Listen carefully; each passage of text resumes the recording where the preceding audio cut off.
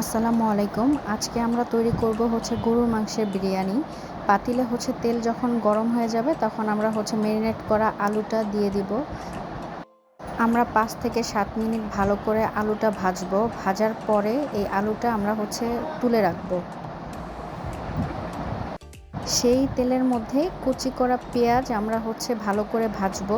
বেরেস্তা যেরকম হয় সেরকমই ভালো করে ভেজে অর্ধেক তুলে রাখবো।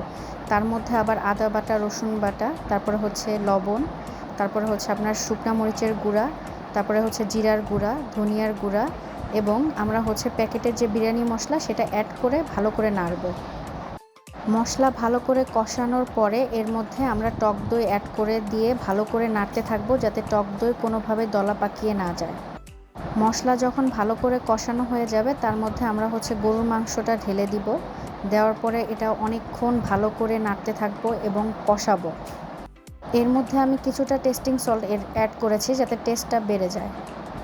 অনেক বাবুর্চি আছে যারা টেস্টিং সল্টটা ইউজ করে, তার মধ্যে আমি আবার কিছুটা কাঁচামরিচ দিয়ে দিলাম ফ্লেভার বাড়ানোর জন্য।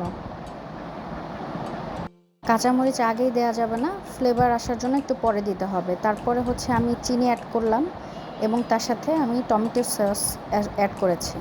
এগুলো দেওয়ার পর ভালো করে নেড়ে পাতিলে যে চাল ছিল সেই চালটা ঢেলে দিলাম। চাল দেওয়ার পরে ভালো সুন্দর করে এগুলো নাড়তে হবে যাতে নিচে ধরে না যায়। ভালো করে নাড়ার পরে আমরা গরম পানি ঢেলে দিব এর ভিতরে।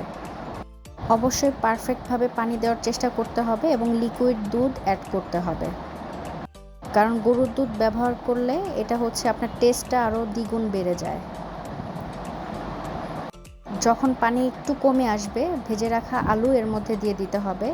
তার সাথে অ্যাড করতে হবে আলু বোখরা, কিশমিশ আর স্টার আনিস, ঠিক আছে? আর পানি অবশ্যই পর্যাপ্ত পরিমাণে দিতে হবে। যদি কোনো জায়গায় সমস্যা হয় সেটা অবশ্যই মেনটেন করতে হবে। আর আমি পেঁয়াজের বেরেস্তা কিছুটা তুলে রেখেছিলাম, সেটা সহ আমি আলু বখরা, স্টার আনিস এবং আপনার কিশমিশ একসাথে দিয়ে দিয়েছিলাম। তারপরে যখন আপনার পানিটা শুকিয়ে যাবে একটু ঘি দিতে হবে এর মধ্যে এবং এটা নাড়ার পরে কিছুটা গোলাপ জল দিয়ে ঢাকনা দিয়ে এটা পরিপূর্ণভাবে সিল করে ঢেকে দিতে হবে এবং বেশি এটা নাড়াচাড়া করা যাবে না।